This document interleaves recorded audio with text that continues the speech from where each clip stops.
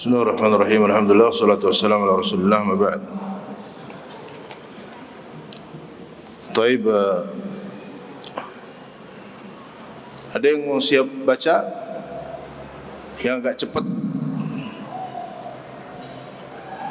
Tafadhal. Ini baca bahasa Indonesia loh, bukan bahasa Arab. Hah? Tafadhal, tafadhal. Harus ke depan sekarang kata Mas Hari kalau harus maju ke depan.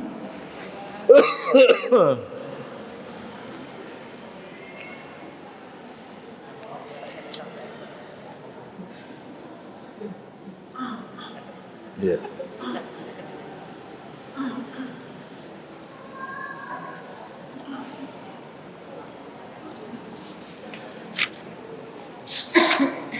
Bacanya agak cepat.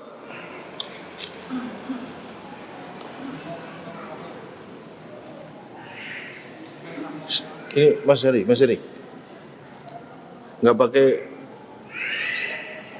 ini, itu pakai ini aja.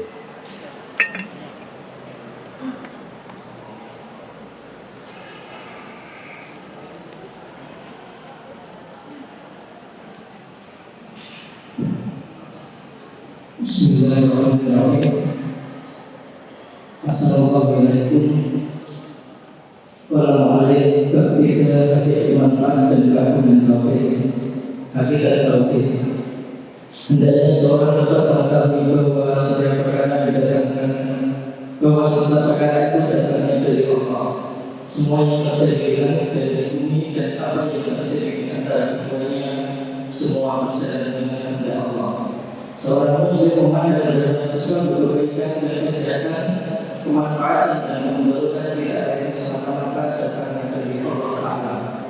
Dan hendaknya yang beribadah kepada Allah dengan ibadah yang doa dan tidak memasukkannya dengan sesuatu apapun. Ini adalah hakikat tauhid, ya, hakikat tauhid ketika seorang itu meyakini bahwa setiap perkara datang dari Allah. Tidak ada satu peristiwa pun di langit ataupun di bumi itu kecuali terjadi dengan kehendak Allah tabaraka wa ta'ala. Hidayah, kesesatan datang dari Allah. Rizki datang dari Allah tabaraka wa ta'ala. Kebaikan, kejahatan, manfaat, mudarat, semuanya datang dari Allah tabaraka wa ta'ala. Dan ini adalah hakikat tauhid dan menjadikan seseorang bertawakal kepada Allah. Tidak ada yang dia takutkan kecuali Allah subhanahu wa ta'ala. Tidak ada yang dia khawatirkan. La khawfun alaihim wa lahum yahzanun. Ini adalah keadaan seorang mukmin. Dia tidak takut terhadap masa depannya. Dia tidak takut terhadap masa depannya. Dan dia tidak bersedih atas apa yang telah lalu. Dan ini karena kekuatan tauhidnya. Karena tauhidnya kuat dan tertancap di dalam dirinya. Kemudian hakikatnya juga ketika seseorang beribadah secara total dan tidak menyekutukan Allah subhanahu wa ta'ala. Sebagaimana Allah tabaraka wa ta'ala berfirman, Qul inna salati wa nusuki wa mahyaya wa mamati lillahi rabbil alamin la syarika lahu wa bidzalika umirtu ana awwal muslimin. Qul, katakan wahai Muhammad, inna salati, sesungguhnya salatku, wa nusuki, dan sesembelihanku, wa mahyaya, kehidupanku, wa mamati, kematianku, lillahi rabbil alamin, hanya untuk Allah tabaraka wa ta'ala. Hidup kita hanya untuk Allah, untuk beribadah kepada Allah tabaraka wa ta'ala. perintah ini kepada Nabi kita Muhammad sallallahu alaihi wasallam. Beliau diperintahkan untuk mengatakan qul inna salati wa nusuki wa mahyaya wa mamati lillahi rabbil alamin. Hanya untuk Allah, Rabbul alamin. La syarikalah, tidak ada sekutu bagi Allah. Wa bidzalika umirtu wa ana awwalul muslimin. Ya, beliau juga diperintahkan oleh Allah, wa'bud rabbaka hatta ya'tiyakal yaqin. Wa'bud rabbak, dan sembahlah Rabbmu, beribadahlah kepada Rabbmu, hatta ya'tiyakal yaqin, sampai kematian mendatangimu. Maka beribadah kepada Allah tidak berhenti. Kehidupan setiap mukmin untuk beribadah kepada Allah tabaraka wa taala. Bahkan aktivitas-aktivitasnya bisa bernilai ibadah, beribadah kepada Allah Subhanahu wa taala. Naam. Manfaat tauhid, seseorang yang bertauhid kepada Allah dengan benar akan bertawakal hanya kepada Allah saja, tidak mengadu kepada manusia, tidak mencaci manusia, selalu ridho dan cinta kepada Allah serta menerima hukum-hukumnya dengan sepenuh hati. Baik. Seorang yang mentauhidkan Allah, yang kuat tauhidnya, dia hanya akan bertawakal kepada Allah. Ya, bagaimana tidak? Dia memahami bahwa semua datang dari Allah. Apa yang menimpanya itu datang dari Allah tabaraka wa taala. Maka dia bertawakal kepada Allah. Allah yang memberi rezeki, Allah yang menghidupkan, Allah yang memberikan kecukupan. Maka dia hanya bertawakal kepada Allah, tidak bertawakal kepada manusia, tidak bergantung kepada manusia, tidak terlalu berharap kepada manusia. Dia tidak mencaci manusia, ridha dan cinta kepada Allah tabaraka wa taala, dan istislam, menyerah diri terhadap semua yang diputuskan oleh Allah Subhanahu wa taala. Ini karena kuat tauhidnya dan kuat keyakinannya. Nah, Tauhid rububiyah diatur oleh manusia karena tauhid ini sudah menjadi fitrah setiap manusia dan kesimpulan mereka ketika melihat persoalan. Pengakuan tauhid rububiyah hanya pengakuan tauhid rububiyah saja tidak cukup sebagai bentuk keimanan kepada Allah yang dapat menyelamatkan dari adanya. Iblis pun telah mengakui tauhid itu sebagaimana juga orang-orang musyrik. Namun hal tersebut tidak bermanfaat bagi mereka karena mereka tidak mengakui tauhid rububiyah dengan mengakui bahwasanya Allah Rabb yang patut diibadahi. baik.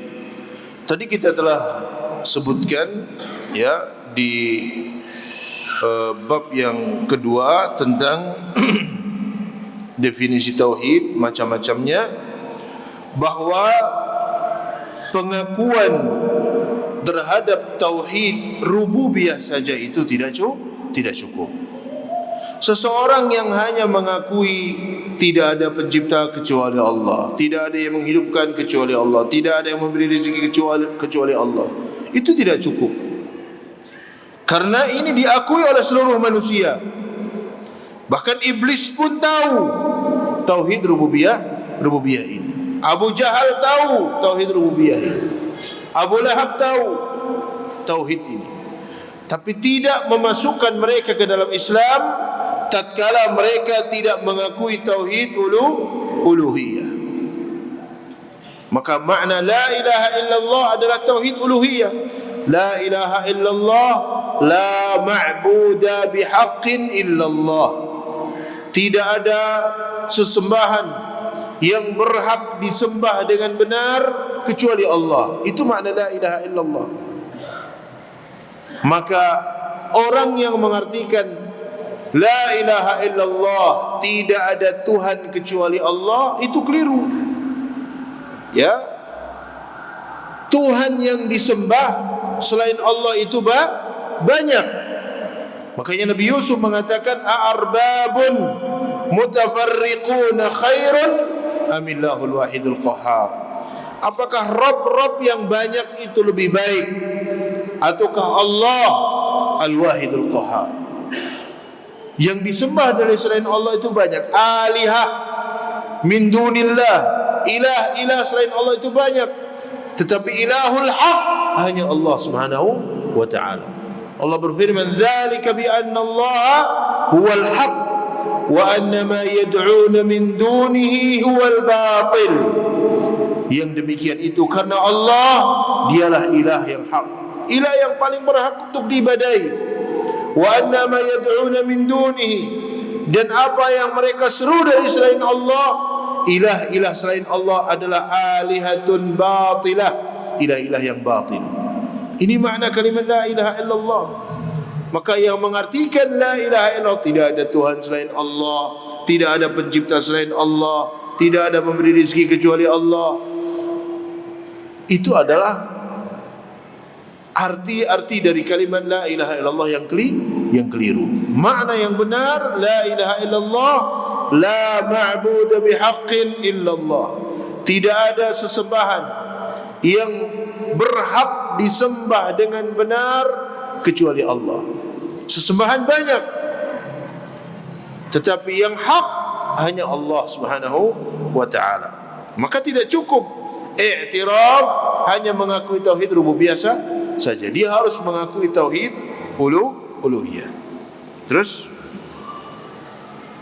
siapa yang hanya mengakui tauhid rububiyah belum bisa dikatakan sebagai wahid, orang yang merasakan Allah dan ibadah, dan belum bisa dikatakan sebagai seorang muslim, orang yang berserah diri kepada Allah. Tidaklah diharapkan atas sejarah dan atas seorang sehingga ia mengakui tauhid rububiyah. Dia bersaksi bahwa tidak ada ilah yang berhak diibadahi dengan benar selain Allah. Tidak ada sesuatu baginya mengakui bahwa hanya Allah yang berhak untuk diibadahi, dan komitmen untuk selalu beribadah kepada Allah tanpa mensekutukannya. ya, jadi orang yang hanya mentauhidkan Allah dalam tauhid rububiyah, dia tidak dikatakan sebagai muwahhid. Muwahhid adalah orang yang beribadah hanya kepada Allah dan tidak menyekutukan Allah. Dia berikan seluruh ibadahnya hanya kepada Allah. Dia berdoa kepada Allah, minta kepada Allah, beristighatsah kepada Allah, minta lancar rezekinya hanya kepada Allah, minta pertolongan hanya kepada Allah. Itu adalah muwahhid. Kalau hanya mengakui tidak ada pencipta selain Allah, tidak ada memberi rezeki selain Allah, belum memasukkan dia ke dalam Islam. Sebagaimana dahulu orang-orang kafir Quraisy mengakui tauhid ini, tapi tidak kemudian menjadikan mereka muslim sampai mereka mau mengucapkan kalimat la ilaha illallah, baru mereka menjadi muslim. Ya, naam. Assalamualaikum. Keagungan kalimat tauhid diriwayatkan dari Abdullah bin Amr radhiyallahu anhu dari Nabi sallallahu alaihi wasallam bahwa Nabi Nuh alaihissalam sesaat sebelum wafat beliau berkata kepada anaknya, "Aku perintahkan dirimu dengan la ilaha illallah, tidak ada ilah yang berhak diibadahi dengan benar selain Allah. Karena bila tujuh lapis langit dan bumi diletakkan pada satu daun timbangan, dan la ilaha illallah diletakkan pada daun timbangan yang lain, maka kalimat la ilaha illallah lebih berat daripadanya. Dan seandainya tujuh lapis langit dan bumi sebagai sebuah lingkaran yang sangat kuat, misalnya la ilaha illallah dapat memecahkannya." Naam. Kalimat la ilaha illallah adalah a'zamuz zikir, zikir yang paling agung. Ya, zikir yang paling agung adalah la ilaha illallah. Apalagi tatkala seseorang mengucapkannya dan memahami maknanya, maka dia adalah zikir yang paling agung. Bahkan disebutkan dalam hadis-hadis tentang keutamaan la ilaha illallah. Man kana akhiru kalamihi minad dunya la ilaha illallah dakhala al-jannah. Siapa yang akhir kalimat yang diucapkannya di dunia ini adalah la ilaha illallah, dia akan masuk surga. Ya, dia akan masuk surga. Siapa yang mengucapkan la ilaha illallah di akhir kehidupannya, dia akan masuk surga. Maka kalimat la ilaha illallah adalah kalimat yang agung. Allah tabaraka wa taala berfirman dalam surat Ibrahim, alam tara kaifa daraballahu mathalan kalimatan tayyibatan ka syajaratin tayyibah asluha thabitun wa far'uha fis sama' tu'ti ukulaha kulla hinin bi'izni rabbiha wa yadribu Allahu al-amthala lin-nasi la'allahum yatadhakkarun. Tidakkah engkau melihat bagaimana Allah membuat perumpamaan kalimah tayyibah, yaitu kalimah la ilaha illallah. Kalimat la ilaha illallah yang diucapkan oleh seorang mukmin, yang diucapkan oleh seorang muwahhid, kasyajaratin tayyibah, seperti pohon yang baik. Para ulama menjelaskan, atau bahkan Nabi SAW menjelaskan bahawa yang dimaksudkan syajarah tayyibah adalah kurma, pohon kurma. Kasyajaratin tayyibah, kalimat la ilaha illallah yang ada pada jiwa seorang mukmin, kasyajaratin tayyibah, seperti pohon yang baik, yaitu pohon kurma. Asluha thabit, yang kuat tonggaknya, kuat akarnya, wa far'uha fis sama', kemudian menjulang tinggi tangkainya. Tu'ti ukulaha, dia akan memberikan manfaat setiap saat. Ya, pohon kurma akan memberikan manfaat setiap saat. Bi'izni rabbiha, dengan izin dari Allah tabaraka wa ta'ala. Wa yadribullahu al-amthala lin-nasi la'allahum yatadhakkarun. Allah memberikan perumpamaan kalimat la ilaha illallah seperti pohon kurma. Nabi SAW bersabda, inna minasyajari syajarun la yasqutu waraquha wa hiya mathalul mu'min. Sesungguhnya di antara pohon itu ada satu pohon yang tidak jatuh daunnya, wa hiya mathalul mu'min, dan dia seperti perumpamaan seorang mukmin. Khabbiruni ma hiya, beliau bertanya, tahu kalian apa itu pohon yang saya maksudkan? Semua sahabat diam, tidak ada yang menjawab. Sahabat Abdullah bin Umar pada saat itu ada di majlis, beliau tahu.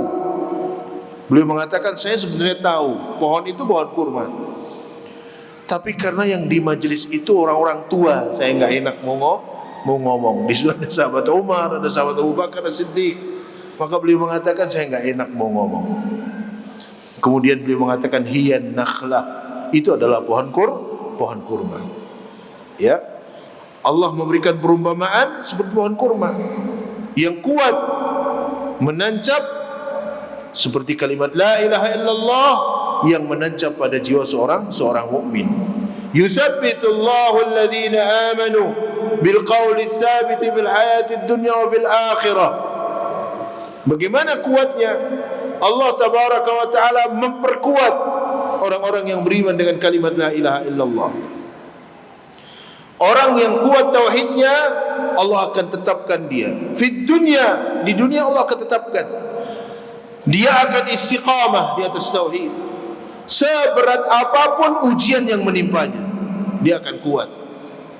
Dia tidak akan mudah terbawa karena dia kuat tauhidnya. Dia tidak akan mudah terjerumus ke dalam perbuatan-perbuatan yang akan merusak kalimat la ilaha illallah. Yuthabbitullahu alladhina amanu fil hayatid dunya. Allah akan tetapkan hatinya ketika di dunia dengan kalimat la ilaha illallah.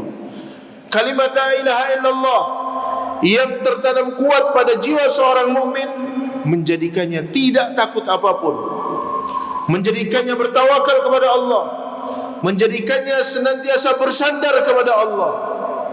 Kalimat la ilaha illallah menjadikannya jauh dari khurafat, dari tahayul. Ketika kalimat la ilaha illallah kuat pada diri seorang mukmin, dia akan menjadikan orang ini menjadi pemberani. Lihat para sahabat ridwanullah alaihim jami'an, bagaimana pemberaninya mereka. Karena la ilaha illallah tertanam kuat pada dirinya. Wa fil akhirah, juga ketika di akhirat. Para ulama menjelaskan makna dari akhirat ay fil qabr, artinya ketika dikubur.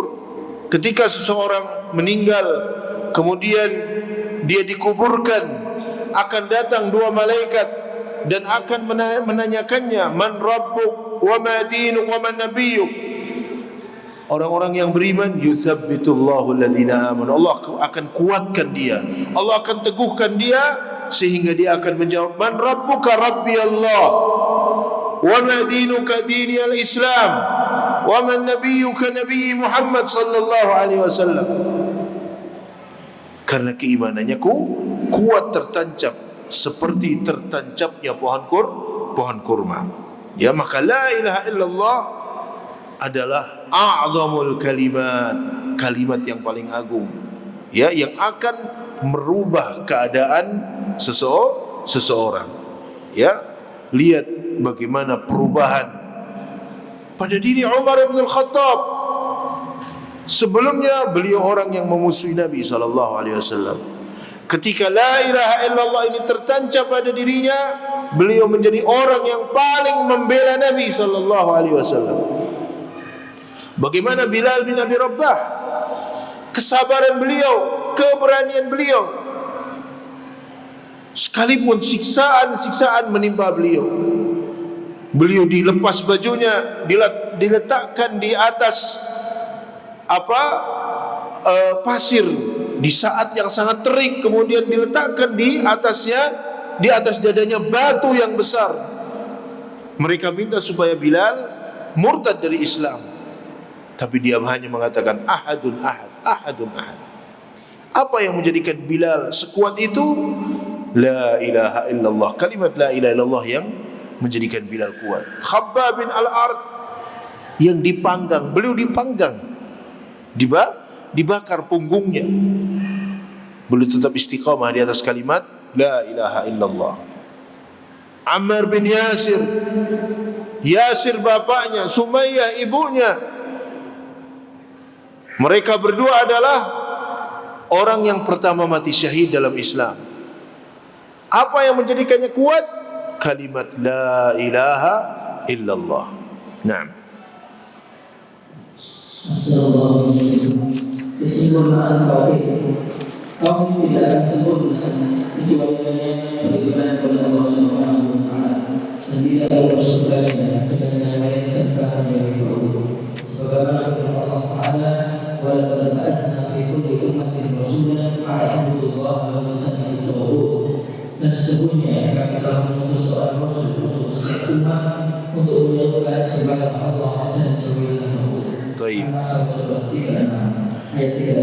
Nah, tauhid akan sempurna ketika seseorang hanya beribadah kepada Allah dan tidak menyekutukan Allah. Maka tauhidnya sempurna. Ya, tauhid akan sempurna tatkala seseorang hanya beribadah kepada Allah dan tidak menyekutukan Allah Subhanahu wa taala dengan sesuatu apapun. Maka itulah bukti kesempurnaan tauhid seseorang.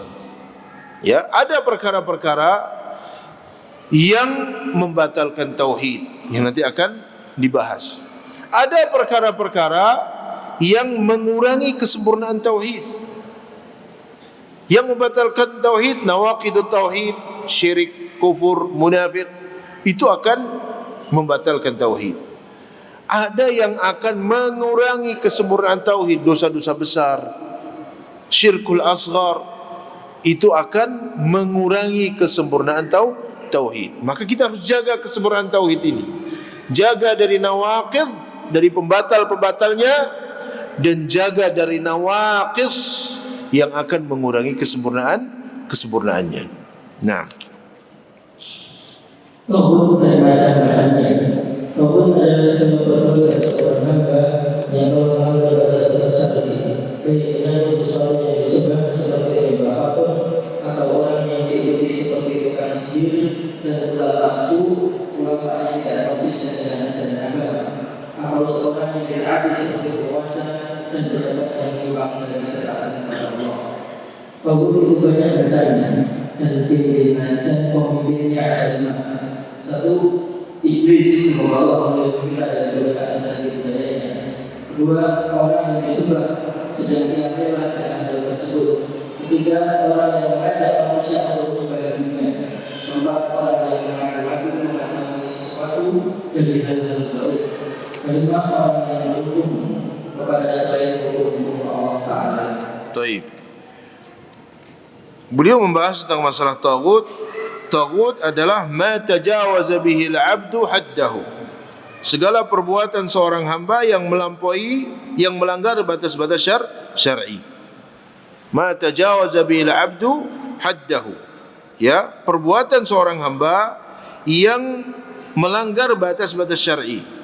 Min ma'budin, ya, baik seperti yang disembah, seperti orang yang menyembah patung, au matbu'in, yang diikuti, orang yang mengikuti tukang sihir, mengikuti ulama ya, ulama yang buruk, ulama yang tidak konsisten dengan ajaran agama, au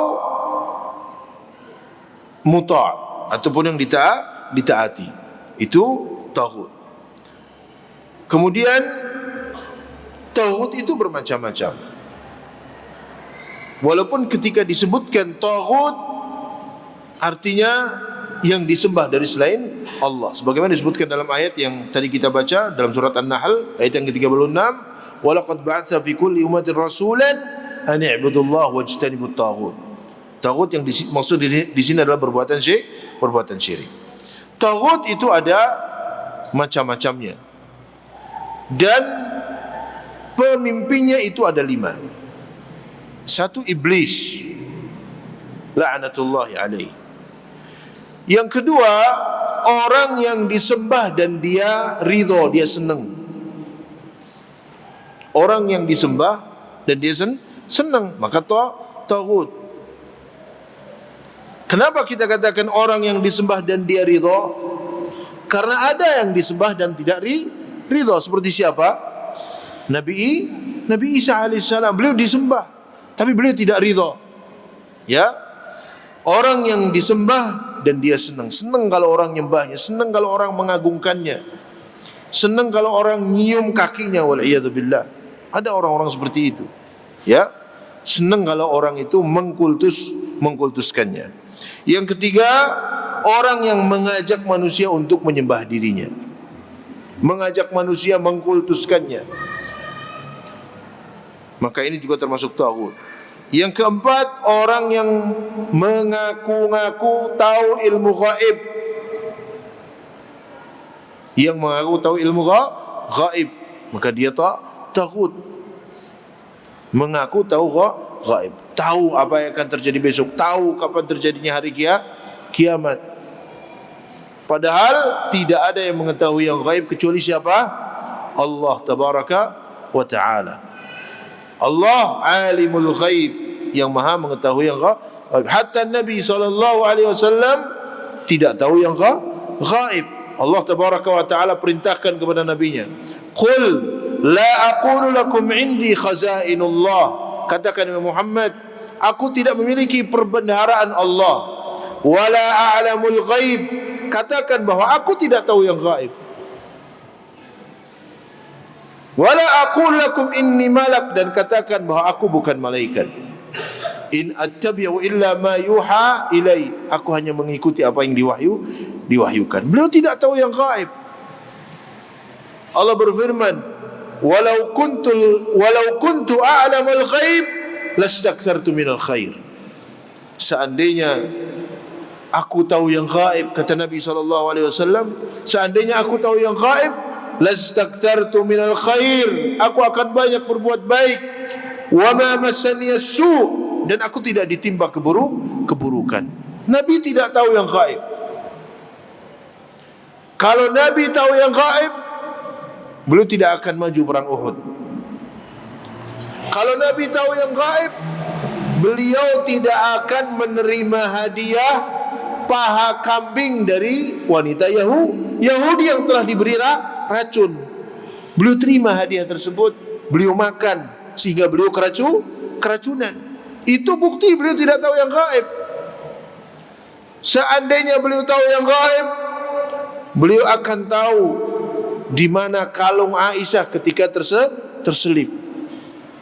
Tapi beliau suruh para sahabat minta tolong cari kalungnya Aisyah radhiyallahu taala anha. Ini menunjukkan beliau tidak tahu yang gaib.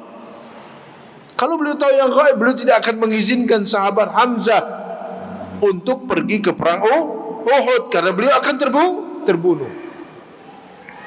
Jika Nabi alaihi salatu wassalam afdalur rusul, beliau rasul yang paling mulia, Khalilullah, tidak tahu yang gaib, bagaimana dengan yang lainnya?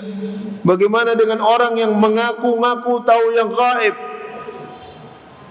selain Nabi? La ya'lamul ghaib illallah. Tidak ada yang mengetahui perkara yang gaib kecuali Allah tabaraka wa ta'ala. Maka yang mengaku tahu gaib, maka dia tahu. Dan yang kelima, orang yang berhukum kepada selain hukum-hukum Allah tabaraka wa ta'ala. Taib. Selanjutnya, Qala Islam adalah agama tauhid. Definisi Islam adalah al-istislamu lillahi bil tauhid wal iqyam lahu bil ta'at wa bara'atu min asy-syirki wa ahlihi. Berserah diri kepada Allah dengan cara mengabaikannya, tunduk patuh kepadanya, melaksanakan ketaatan atas segala perintah dan larangannya, serta membebaskan diri dari perbuatan syirik dan orang-orang yang berbuat syirik. Taib. Ini adalah pengertian Islam. Beliau menukil perkataan Syekh Muhammad bin Abdul Wahhab di dalam kitab Al-Usulul Thalatha. Al-Islam huwal istislamu lillahi bitauhid. Islam adalah berserah diri kepada Allah dengan mentauhidkan Allah. Islam adalah berserah diri kepada Allah dengan mentauhidkan Allah. Wal inqiyadu lahu bit-ta'ah. Kemudian tunduk patuh kepada Allah dengan melaksanakan ketaatannya. Wal bara'atu minasyirki wa ahlihi, dan berlepas diri dari perbuatan syirik dan para pelaku syirik. Ini adalah Islam. Islam istislamu lillahi bitauhid. Oleh karena itu Nabi Ibrahim alaihi salatu wassalam, ya, sebagaimana yang Allah jelaskan dalam surat Al-Baqarah, iz qala lahu rabbuhu aslim. Ketika Allah berfirman kepada Ibrahim, aslim, berislamlah. Artinya apa? Tauhidkanlah Allah. Qala aslamtu li rabbil alamin. Maka beliau mengatakan, aku berserah diri kepada Rabbul Alamin. Aku mentauhidkan Allah tabaraka wa ta'ala. Kemudian Allah berfirman, wa wassa biha Ibrahim banihi wa Yaqub. Kemudian berwasiat dengan wasiat seperti ini, wasiat untuk mentauhidkan Allah. Wa wasaina bihi Ibrahim wa Yaqub wa banihi wa Yaqub. Beliau juga berwasiat. Ibrahim berwasiat kepada anak-anaknya, dan juga Yaqub berwasiat kepada anak-anaknya. Innallaha astafa lakumuddin fala tamutunna illa antum muslimun. Wasa biha Ibrahim banihi wa Yaqub, ya baniya innallaha astafa lakumuddin. Wahai anak-anakku, sesungguhnya Allah telah memilihkan untukmu agama, fala tamutunna illa wa antum muslimun. Jangan kalian mati kecuali kalian dalam keadaan mentauhidkan Allah. Bahkan wasiat ini diteruskan oleh Yaqub, cucu Nabi Ibrahim. Yaqub itu siapa? Cucu dari Nabi Ibrahim. Allah berfirman dalam ayat yang setelahnya, am kuntum syuhada idh hadara Yaqub al-maut. Apakah kalian tidak menyaksikan ketika kematian menghampiri Yaqub? Idh qala li banihi, ketika Yaqub akan meninggal, beliau kumpulkan anak-anaknya. Kemudian beliau katakan, idh qala li banihi ma ta'buduna min ba'di. Wahai anak-anakku, apa yang akan kalian sembah sepeninggalku? Kalau saya mati, siapa yang akan kalian sembah? Itu adalah kekhawatiran Yaqub. Beliau khawatir anaknya nanti tidak mentauhidkan Allah. Beliau khawatir terhadap agama anak-anaknya. Beliau tidak khawatir dengan dunia anak-anaknya. Beliau tidak mengatakan, ma ta'kuluna min ba'di, wahai anakku, nanti kalau saya mati kamu makan apa? Ya. Kalau saya mati nanti kamu bisa bikin rumah enggak? Kalau saya mati kamu nanti kerja apa? Kuliahnya bagaimana? Itu tidak dikhawatirkan. Tapi yang dikhawatirkan, ma ta'buduna min ba'di, kalau saya mati kamu menyembah Allah atau tidak? Kalau saya mati kamu sholat enggak? Itu yang dikhawatirkan. Ya. Maka Islam itu adalah agama tauhid. Naam. Jika kita kembali kepada Al-Quran, sesungguhnya Allah telah memberitahukan kepada kita bahwa akidah seluruh Rasul adalah tauhid. Bahwa mereka dimulai dengan tauhid Allah, dan tauhid merupakan perkara terpenting dan terbesar yang mereka bawa. Maka hubungannya akidah tauhid terhadap seluruh syariat Nabi termasuk Nabi Muhammad SAW adalah memberikan fondasi sebuah bangunan dan badan ruh bagi badan, karena jasad tidak akan berdiri dan hidup kecuali dengan adanya ruh. Rasulullah SAW memulai ilmunya dengan tauhid. Demikian pula Nabi dan Rasul SAW di antara contohnya adalah sabda Nabi kepada Mu'adz bin Jabal radhiyallahu anhu ketika itu Yaman. Beliau SAW bersabda, innaka sata'ti qauman ahlal kitab fa idza ji'tahum fad'uhum ila an yashhadu an la ilaha illallah wa anna muhammadar rasulullah wa bi tariqin falyakun awwala ma tad'uhum ilayhi ibadallah wa bi ukhra an yuwahhidullah fa in ata'u laka bidhalika wa bi riwayatin fa idza Allah fa'akhbirhum anna Allah qad farada 'alaihim 5 salawatin fi kulli yawmin wa laylatin. فإنهم أطاعوا لك بذلك فأخبرهم أن الله قد فرض عليهم صدقة تؤخذ من أغنيائهم فترد على فقرائهم. فإنهم أطاعوا لك بذلك فإياك وقرائم أموالهم واتقي دعوة المظلوم فإنه ليس بينه وبين الله وبين أموالهم حجاب.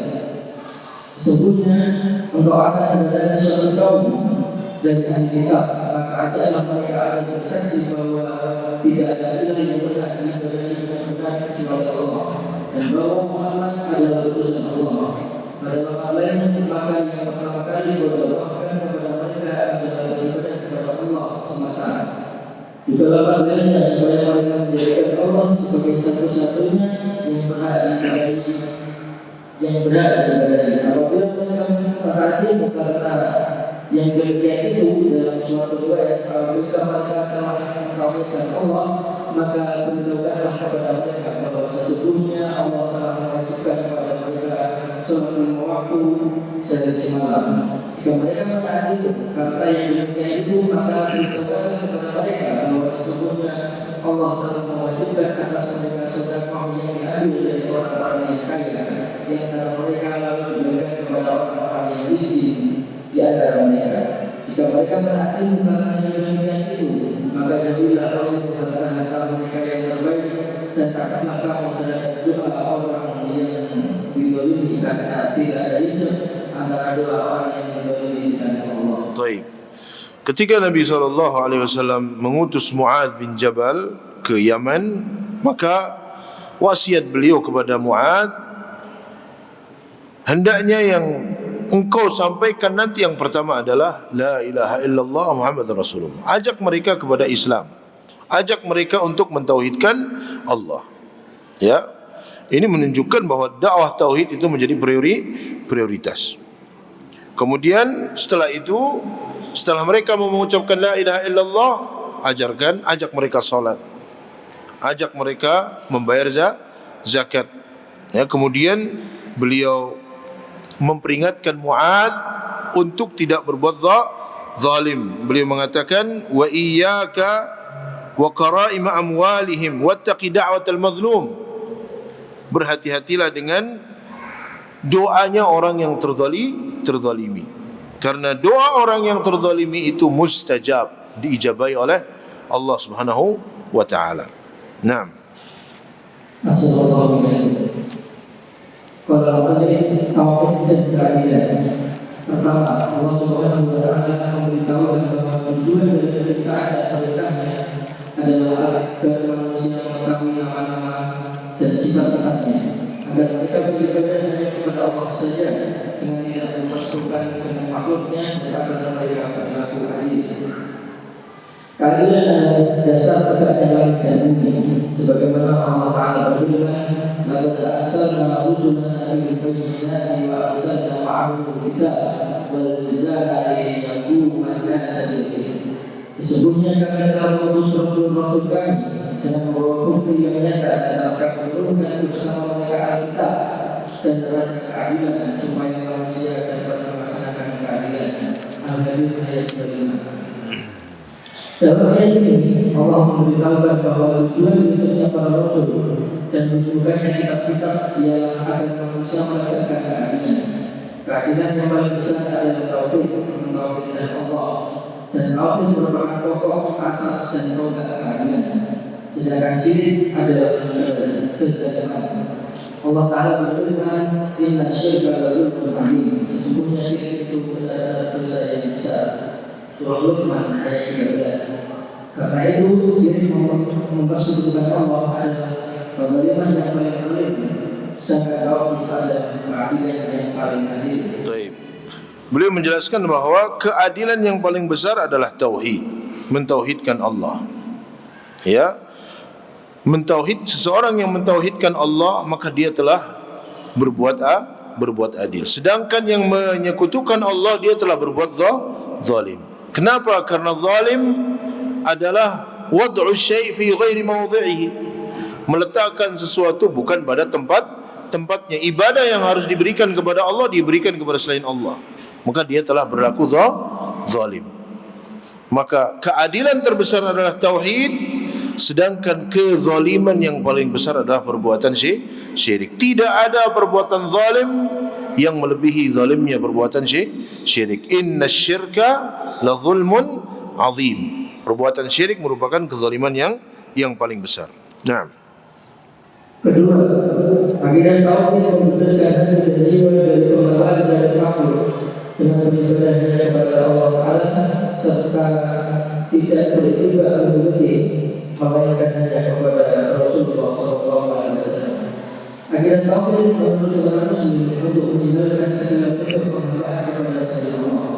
Karena segala sesuatu selain Allah adalah makhluk yang tidak memiliki kuasa sedikitpun untuk menciptakan melakukan permintaan dan tidak memiliki berbagai sifat tidak yang lainnya. Sebaliknya, orang yang berbuat kemusyrikan berarti dirinya telah berbuat zalim, lawan dari dan berbuat kemungkaran. Sebagaimana bagaimana mungkin yang menyembah kepada sesuatu selain Allah yang tidak memiliki kekuasaan, pada Allah menciptakan dirinya, dan dia bersyukur kepada sesuatu selain Allah, pada Allah yang memberikan rezeki. Tauhid akan membebaskan seorang mukmin dari semua bentuk penghambaan kepada selain Allah. Ya. Karena segala sesuatu selain Allah adalah makhluk yang lemah. Makhluk yang lemah. Maka bagaimana seorang bersandar kepada makhluk yang lemah dan meninggalkan zat yang maha kuat, yaitu Allah Tabaraka wa Ta'ala. Orang yang mentauhidkan Allah, maka dia akan menghamba hanya kepada Allah dan tidak menghamba kepada selain Allah. Dia hanya bersandar kepada Allah, tidak bersandar kepada selain Allah. Karena selain Allah dhaif. Selain Allah itu lemah, tidak punya apa-apa, tidak menciptakan, tidak memberi rizki, tidak berhak untuk diibadahi. Maka orang yang berbuat syirik, dia telah berbuat zalim, kezaliman yang sangat besar.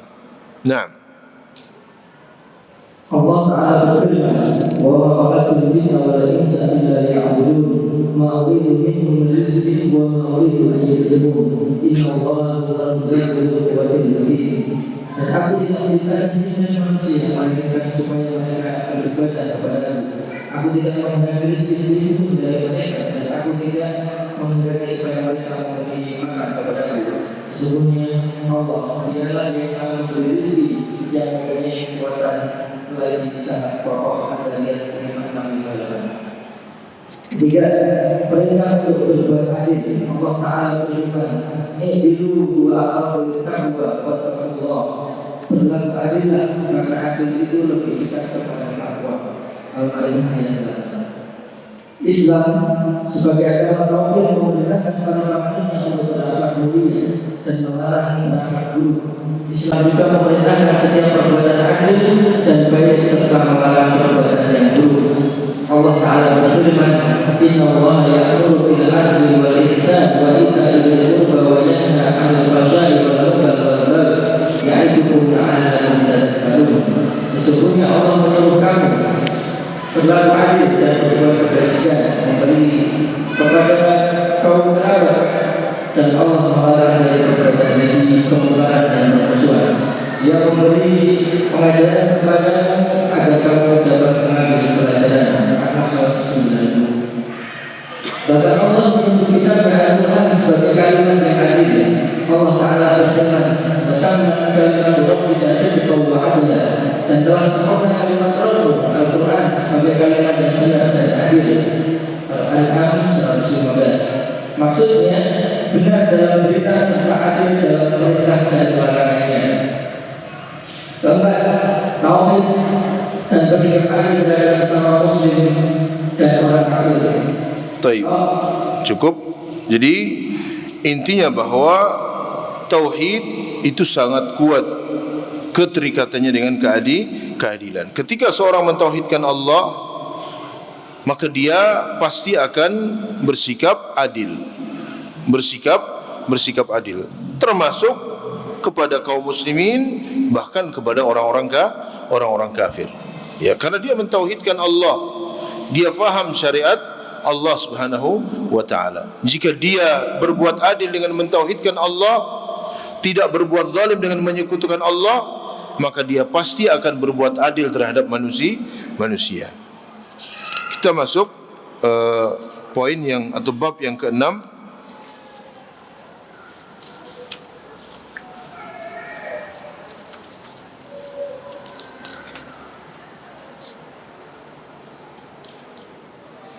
Silakan. Assalamualaikum. Kalau mu'alif berkenan keutamaan tauhid bagi pribadi muslim. Allah Ta'ala telah mengabarkan bahwasanya tauhid adalah kewajiban yang paling agung atas seluruh hamba. Allah telah menyebutkan keutamaan yang mulia dan indah. Bahkan tidak ada sesuatu pun yang dampaknya lebih baik dan keutamaan lebih mulia daripada tauhid. Sesungguhnya kebaikan dunia dan akhirat adalah termasuk seluruhnya tauhid dan keutamaan-keutamaannya. Baik. Beliau di sini menyebutkan tentang keutamaan tauhid bagi pribadi setiap mukmin muslim. Apa keutamaan yang akan didapatkan seorang muslim ketika dia mentauhidkan Allah? Beliau menyebutkan di sini ada 10. Yang pertama, di antara keutamaan tauhid, bahwa Allah akan menghapus dosa-dosanya. Sebagaimana disebutkan dalam hadis-hadis Nabi SAW. Nabi bersabda, "Wahai anak Adam, seandainya engkau datang menemuiku dengan dosa sepenuh bumi, sedangkan engkau ketika mati tidak mempersekutukan aku dengan sesuatu apapun, pasti aku akan berikan kepadamu ampunan." Ya, Allah akan mengampuni dosa-dosa orang yang mentauhidkan Allah. Yang kedua, Allah akan menghilangkan kesulitan dan kesedihannya di dunia maupun di akhirat. Ini keutamaan tauhid. Ya, kemudian beliau sebutkan dalilnya. Yang ketiga, Allah akan menjadikan dan menghiasi dalam hatinya rasa cinta kepada iman, serta menjadikan di dalam hatinya rasa benci kepada kekufuran, kefasikan dan kedurhakaan. Ya, ini juga termasuk manfaat tauhid bagi seorang mukmin. Yang keempat, tauhid adalah satu-satunya sebab untuk mendapatkan ridha Allah, dan orang yang paling bahagia dengan syafaat Nabi SAW adalah orang yang mengucapkan la ilaha illallah dengan penuh keikhlasan dari dalam hatinya. Yang kelima, Allah Ta'ala akan menjamin akan memasukkannya ke dalam surga. Allah menjamin orang yang mentauhidkan Allah, Allah pasti akan memasukkannya ke dalam surga. Yang keenam, Allah Ta'ala akan memberikan kemenangan, pertolongan, kejayaan dan kemuliaan bagi orang-orang yang mentauhidkan Allah. Ya ayyuhalladzina amanu in tansurullaha yansurkum wa yuthabbit aqdamakum. Yang ketujuh, Allah Ta'ala akan memberikan kehidupan yang baik di dunia maupun di akhirat. Ya, kemudian beliau sebutkan dalilnya, nanti antum baca. Yang kedelapan, tauhid akan mencegah seorang muslim kekal di neraka. Orang yang mentauhidkan Allah tidak akan kekal di neraka. Kalau tadi yang pertama pasti akan masuk surga tanpa hisab dan tanpa adab jika dia mentauhidkan Allah, ya. Kemudian menjauhi perbuatan-perbuatan dosa besar. Sempurna tauhidnya. Tapi ada muwahhidun, orang-orang yang mentauhidkan Allah, tapi dia terjerumus ke dalam dosa-dosa besar. Dia melakukan perbuatan-perbuatan maksiat. Maka seandainya Allah memasukkannya ke dalam neraka, dia tidak akan kekal. Dan ini adalah akidah Ahlus Sunnah wal Jamaah, bahwa pelaku dosa besar itu tidak kekal di neraka. Jika Allah berkehendak, Allah akan ampunkan. Jika Allah berkehendak, Allah akan azab dia, tapi nanti akan dikeluarkan oleh Allah dan dimasukkan ke dalam surga. Ya. Kemudian yang kesembilan, tauhid merupakan penentu diterima atau ditolaknya amal manusia. Amal-amalan manusia akan diterima oleh Allah jika terpenuhi dua syarat. Syarat yang pertama ikhlas, tauhid. Syarat yang kedua ittiba, mengikuti Nabi. Jika gugur salah satu syaratnya, amalan tidak diterima oleh Allah Subhanahu wa taala. Dan yang terakhir, yang ke-10, orang yang bertauhid akan mendapatkan jaminan keamanan dan jaminan petunjuk. Allah berfirman, alladzina amanu wa lam yalbisu imanahum bidzulmin ulaika lahumul amnu wa hum muhtadun. Ya, orang yang beriman tidak mencampur adukan keimanan mereka dengan kezaliman, mereka akan mendapatkan keamanan dan mereka akan mendapatkan hidayah. Dan yang terakhir, ya, yang kita baca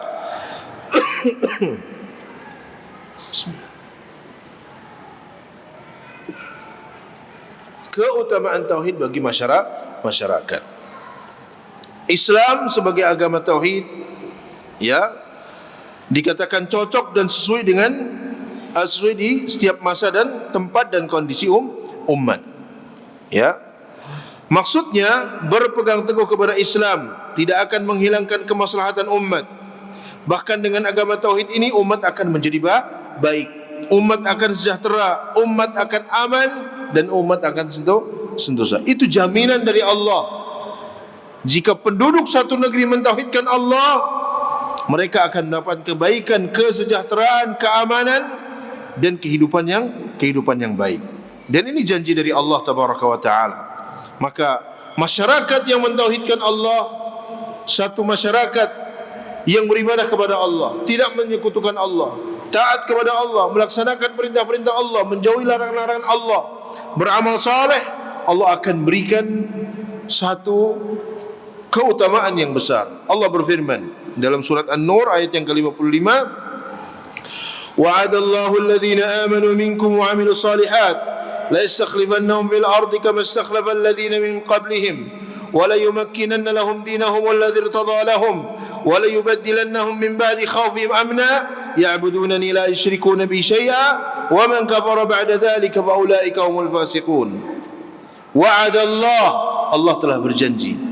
Untuk siapa? Untuk orang-orang yang beriman, beramal saleh. Antum lihat, antum perhatikan syarat-syaratnya. Janji ini Allah akan berikan kepada satu, orang-orang yang beriman. Dua, yang beramal saleh. Apa janjinya? La yastakhlifannahum fil ard. Allah akan menjadikan mereka berkuasa di bumi ini. Allah akan jadikan mereka pemimpin-pemimpin di muka bumi ini. Kama istakhlafa alladhina min qablihim, sebagaimana Allah menjadikan orang-orang terdahulu sebagai pemimpin. Janji Allah yang kedua, wala yumakkinanna lahum dinahum alladzi irtadha lahum. Allah tabaraka wa taala akan meneguhkan bagi mereka agama yang telah Allah ridhai untuk mereka. Kemudian yang ketiga, wala yubaddilannahum min ba'di khaufihim amna. Allah akan memberikan keamanan untuk mereka. Allah akan ganti rasa takut mereka dengan keamanan. Syarat yang lain selain iman dan amal saleh, ya'budunani la yusyrikuna bi syai'a.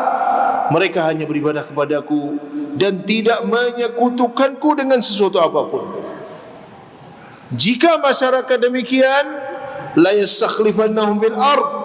Allah akan jadikan mereka pemimpin. Allah akan berikan kepada mereka keamanan. Allah akan jauhkan mereka dari rasa takut. Allah akan jadikan mereka sejahtera. Dalam ayat yang lain Allah sebutkan, walau anna ahlal qura amanu wattaqau lafatahna alaihim barakatin minas samai wal ard walakin kazzabu fa'akhadnahum bima kanu yaksibun. Dan seandainya penduduk satu negeri beriman dan bertakwa, tauhid, seandainya penduduk satu negeri mentauhidkan Allah, beriman kepada Allah, bertakwa kepada Allah, la fatahna alaihim barakatin minas samai wal ard. Allah akan bukakan keberkahan dari langit dan dari bumi. Allah akan bukakan pintu-pintu rizki. Walakin kadzabu, tapi sayangnya mereka mendustakan. Mereka kufur kepada Allah. Mereka menyekutukan Allah, bermaksiat kepada Allah, melanggar larangan-larangan Allah. Karena sebab mereka mendustakan, fa'akhadnahum, maka kami siksa mereka bima kanu yaksibun, karena sebab perbuatan mereka. Dalam ayat yang lain Allah berfirman, daraballahu masalan qaryatan kanat aminatan mutmainnah. Allah memberikan satu permisalan, satu kampung, satu negeri, kanat aminatan mutmainnah. Negeri ini negeri yang damai, negeri yang tenang, negeri yang aman. Ya'tiha rizquha ragadan min kulli makan. Negeri ini makmur, rizkinya datang dari berbagai macam penjuru. Ya'tiha rizquha ragadan min kulli makan. Kemudian apa? Fakafarat bi an'umillah, tapi ternyata penduduknya kufur kepada Allah, kufur terhadap nikmat-nikmat Allah, tidak bersyukur kepada Allah, tidak mentauhidkan Allah. Apa balasannya? Fa'adzaqaha Allahu libasal ju' wal khauf bima kanu yasna'un. Maka Allah timpakan kepada mereka rasa lapar, kekurangan rizki, wal khauf, dan Allah timpakan kepada mereka rasa takut, bima kanu yasnaun. Itu semua karena sebab ulah mereka.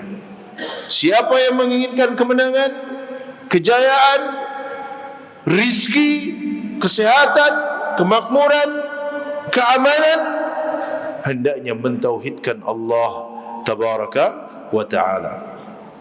Itu 7 poin yang bisa kita bahas. Mudah-mudahan bermanfaat. Sebelum kita akhiri, ada hadiah yang disiapkan oleh panitia, Masya Allah. Ya, tapi harus jawab pertanyaan antum ya. Ya. Pertanyaan yang pertama, ini ada hadiah dari BUMN, Masya Allah. Voucher 50.000 ya, untuk belanja, berlaku sampai tanggal 26 Juli. Ini tanggal berapa? Oh, sampai besok berarti ya. Besok. Saya boleh jawab nggak Pak Dwi? Boleh saya jawab sendiri ya? Baik. Pertanyaan pertama, sebutkan dalil bahwa hikmah manusia itu untuk beribadah, hikmah diciptakannya manusia untuk beribadah kepada Allah.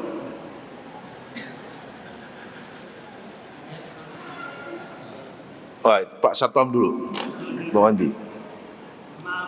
Ciptakannya manusia, dalilnya surat An-Nahl ayat 36, walaqad ba'atsna fi kulli ummatin rasul Ani Abdullah wa Tani Abdullah. Ya. Salah. Yang paling belakang. Ya, berdiri. Masya Allah. Mas Anggoro, tafadhal. Satpam semua itu bisa satpam. Sekarang dari Sarpras. Harus dibegitukan ya, dari Sarpras. Ya. Tadi kita sebutkan bahwa tafadhal. Inti atau pondasi dakwah para nabi itu dibangun di atas dua pondasi. Apa saja?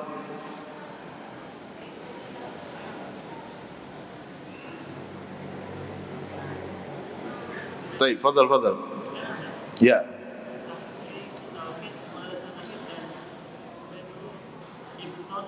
Ya, tahqiqut tauhid dan ibtalus syirik. Fadal. Masya Allah. Untuk milih mau minyak wangi atau voucher 50.000? Ini voucher ya. Waalaikum. Kemudian tadi kita sebutkan bahwa umat yang pertama kali terjerumus ke dalam perbuatan syirik adalah umat Nabi Nuh. Nanti dulu belum selesai, udah jawab antum. Umatnya Nabi Nuh. Pertanyaannya, apakah sebab terbesar yang menjadikan mereka berbuat syirik? Ya, betul. Ghulu, apa itu ghulu? Bukan ini ya.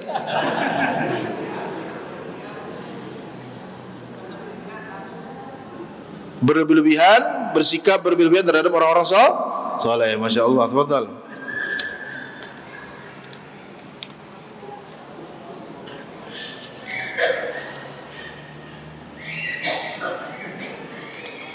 Waalaikumsalam, Masya Allah. Nabi SAW beliau berdakwah selama 23 tahun. Ya. Berapa tahun di Mekah dan berapa tahun di Madinah?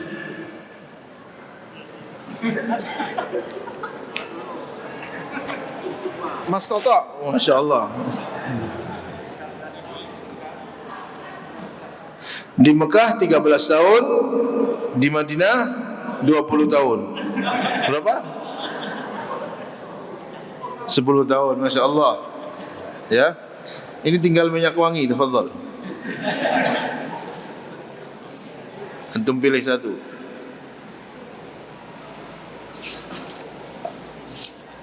Baik, pertanyaan terakhir.